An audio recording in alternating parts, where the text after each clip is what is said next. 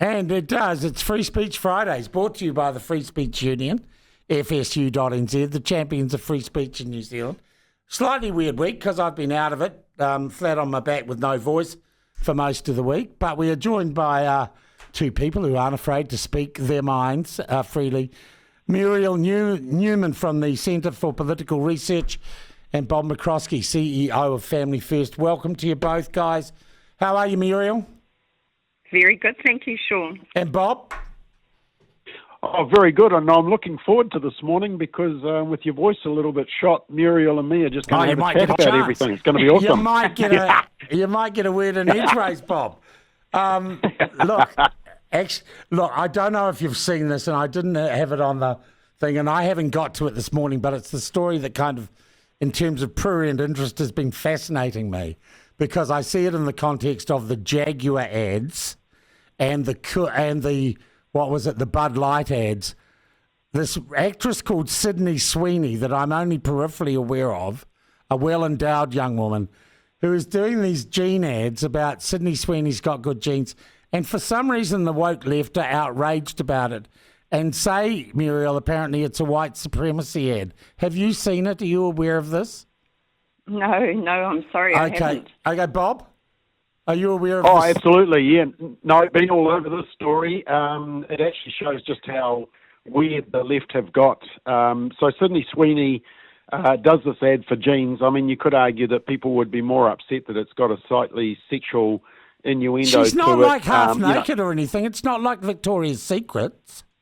No. I mean, it's really just it's a typical jeans ad. But the thing is that it goes up to her head, and she basically does this play on words that she says she's got blue eyes, and that ties in with the colour of the jeans, and blue jeans. So blue jeans, blue eyes.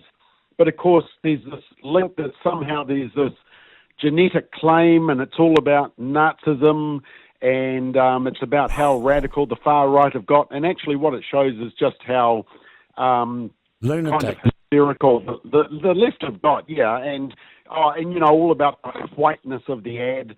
The good thing is that the company concerned has just pushed back and said, well, you can complain all you want, and they've actually had a little bit of fun about it. But, well, apparently their share price has gone up and their sales have been boosted.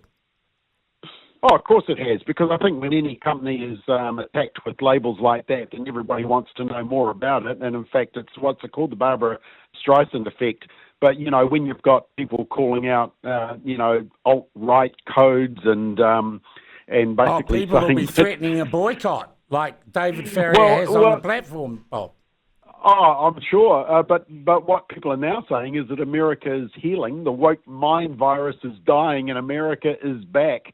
They're just back to good old things of making fun. I mean, it's just a great play. But to be honest, Sean, it's actually followed up from an amazing ad that you may have seen last week when Scotty Scheffler won the British Open, and at the very end of the game, his little child, who must be less than 1 year old, came out on the green, and there's this lovely little interaction between Scotty Scheffler and the baby, and Nike. This is the Nike that promoted women's clothing with Dylan Mulvaney, the dude pretending to be a woman. So Nike does this ad and shows the photo of Scotty Scheffler with the baby and says, you've already won, but another major doesn't do any harm. Yeah. No, and just an amazing turnaround from Nike. So, woke is going, go woke, go broke, and America is back and wokeness is dying. Okay, I want to bring Muriel in here because I think that's an interesting hypothesis you've put out there, Bob. Muriel, do you think woke is dying? Is it really dying in New Zealand?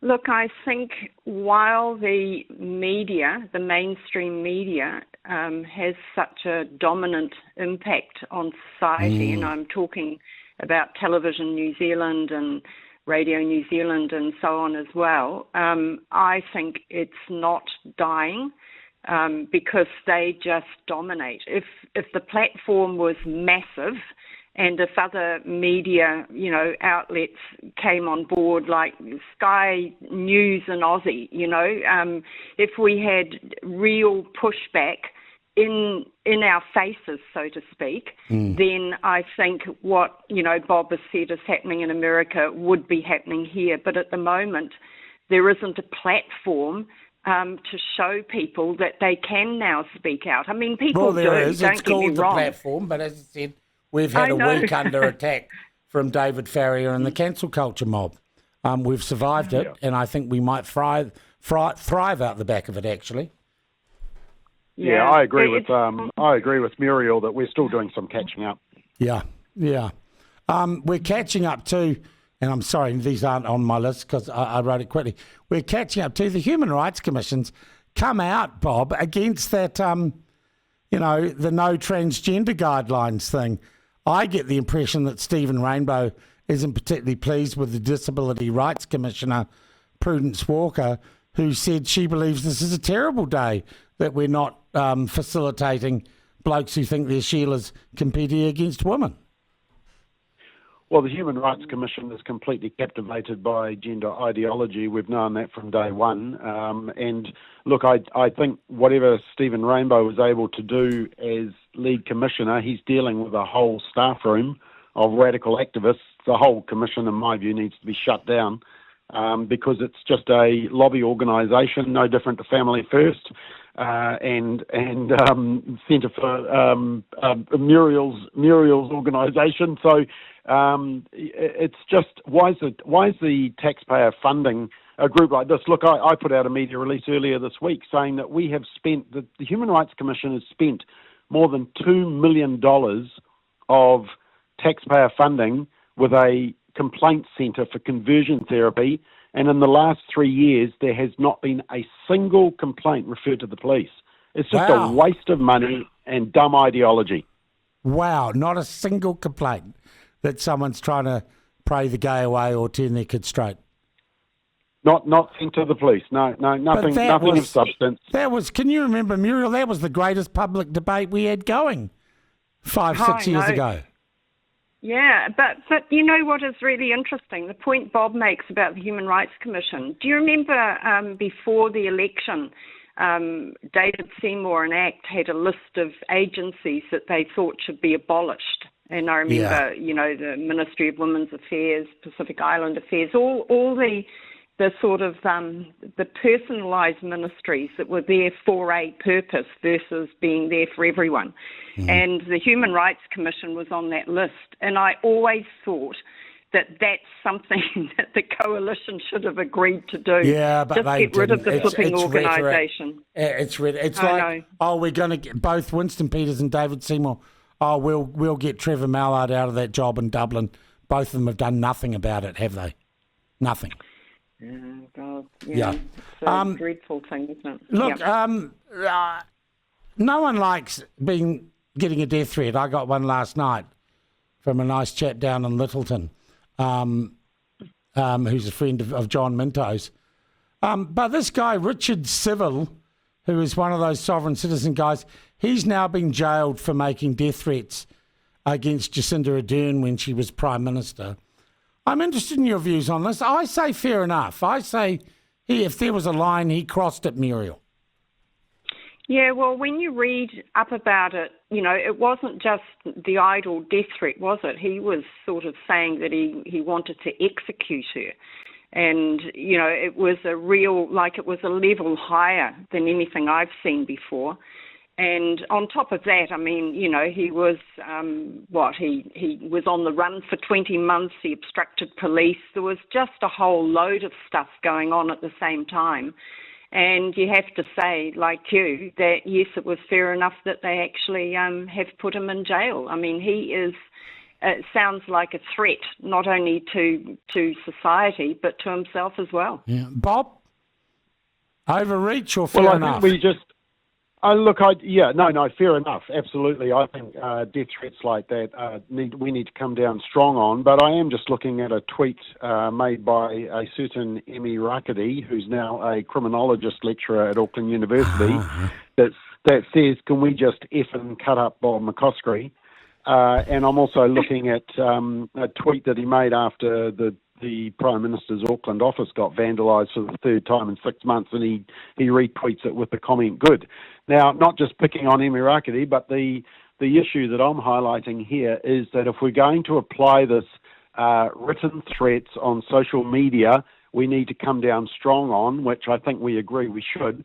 It's got to be consistent, and it's got to be not just the threats made against people that the media love, but it's threats made even against Sean Plunket. Yeah, well, this guy, Stephen Matia, who runs a coffee business down in Littleton, in case you want to know, and is a friend on Facebook with John Minto, I had a phone conversation with him, and he said he wanted to see me hang, and he would happily come to Wellington and sort me out in the car park. Okay. Have you sent that complaint to the police? Well, here's my thing, Bob and Muriel. I think he's just another lefty wannabe. I don't think he'd ever do it. But am I accepting that sort of rhetoric? I've never threatened to kill someone, I don't think, or even hit them. Maybe tell a joke about them. Do you think I should? Yeah, I think you should. I think it sets a precedent. I think we should take this sort of thing seriously, because when you think about it, their purpose is to intimidate everyone into silence, isn't it? And when people think that, their life or family, they're at risk, then they're likely to back down. And I think that what we're doing by not referring it to the police is giving them license to go out and do it to other people. Yeah, but you see, Muriel, I'm more concerned with the David Farriers of this world, who for the past week have been harassing people who have nothing to do with what I say or the editorial policy of the platform. They have been piling on to commercial businesses, most who have stood up to the pressure. I think that's a greater violence in some ways and has more real-world consequences than this nutter Stephen Matia. And there's no real law against, against cancel culture. No, but that's a far bigger issue, right? The question of one person threatening another person, that is something that the police can do something about. Trying to address the issue you're talking about, it's big and it's difficult to understand how the hell you get to the bottom of it and stop it. Yeah, Bob? Yeah, no, I agree with Muriel. I think the tactic has always been by the left is to either label you and throw negative labels on you, or to intimidate, to send out threats. And I think, unfortunately, it has had a bit of a desired effect, because a lot of people have been scared to speak up. Fortunately, you're not, Muriel's not, and I'm certainly not. That's why you're here on Free Speech Friday, guys. Exactly, and we need to push back. But I think when it gets to a serious point of threats, I think we need to apply the same yardstick that the other side are. And so, I think it's definitely worth a complaint. I think it should be registered. Yeah, all right. No, there are more important things for the police to do. Domestic violence, who killed baby Roo, stuff like that, Oh, look, I agree. I mean, during the cannabis debate, we got, I received death threats, and we referred it to the police mainly because of just the importance of making sure that if this person was unhinged, that the police were aware of that. I mean, that's one of the things that always fascinated me about the cannabis referendum, is that cannabis is supposed to make you all happy and mellow and chilled out, and yet I got more violent threats in that debate than any others. And in fact, during the gay marriage debate, we got a death threat, and so we referred that one to the police. And the police, to their credit, did follow it up, and they found out that it was just a teenager who was the son of some academics in a university town, which I won't name, and the police turned up at the door, and there was quite an interesting little family discussion there, because obviously this teenager was doing some stuff that the parents weren't aware of. I always laugh with the pro-Hamas supporters. They want peace in Gaza, and my God, they'll beat the snot out of you if you don't agree with them. Very, very interesting. Guys, we'll take a break. We'll come back in a few minutes. You're with Free Speech Fridays, brought to you by the Free Speech Union, the champions of free speech in New Zealand. Visit them at fsu.nz.